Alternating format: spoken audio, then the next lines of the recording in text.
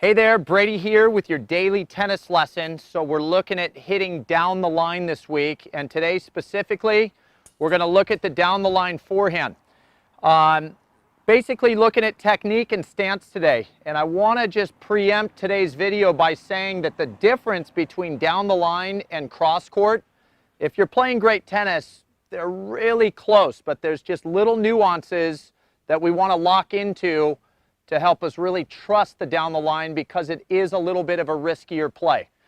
All right, so first point I want to tackle today is contact point on a down the line forehand. I'm going to be working out of open stance, and I want to start looking at contact point by showing the difference between a cross court forehand contact point and a down the line forehand contact point. Let's have a look.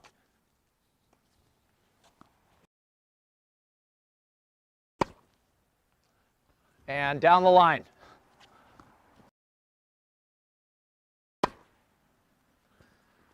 Okay, so literally separated the court by, the entire width of the court.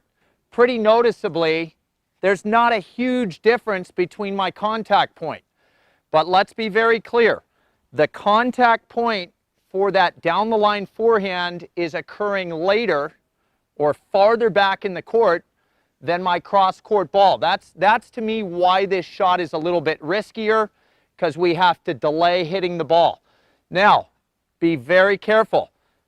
A lot of times we think late and we start letting the ball get behind us. If you'll notice, both my cross court contact point and my down the line contact point are still slightly in front of my feet. That's a really important idea, that we don't start hitting a down the line forehand behind our body, but be keyed in to a little later point of contact.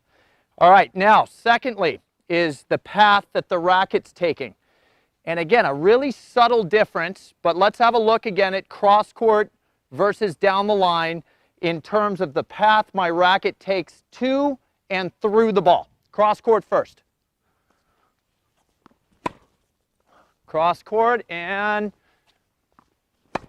down the line. Okay, so little more extension for the down the line on the right side of my body. Okay, cross court, because contact occurs a little more out in front, that swing tends to get to the left side of my body a little bit sooner than down the line. Down the line, I'm really trying to work the idea of extension towards the target. So there's more action in the swing through here, where cross court's tending to pull a little bit more. All right, so work that swing more in the direction of your target, slightly longer than cross court. Now, if you'll notice, I'm hitting out of open stance on these shots.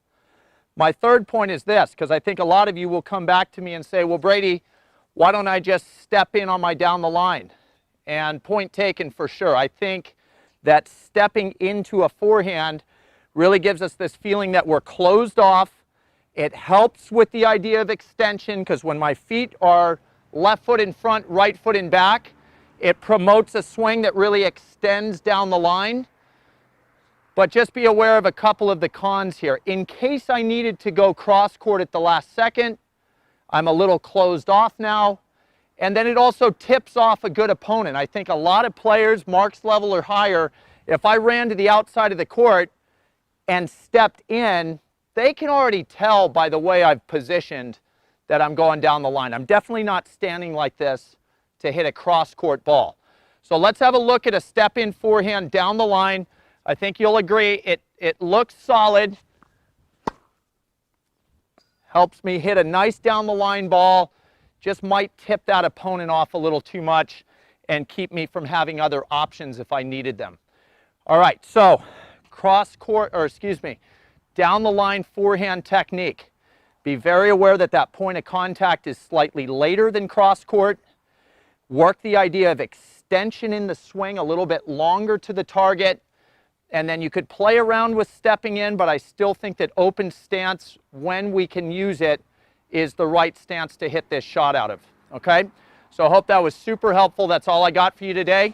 Please click like below this video, and if you have not subscribed to our channel yet, please do so. as well as check down below me in the description of this video. You'll find the link to 3 free courses Mark and I have put together. I think you'll find those really helpful as well. All right, so until next time, be well, and we'll see you soon at Daily Tennis Lesson.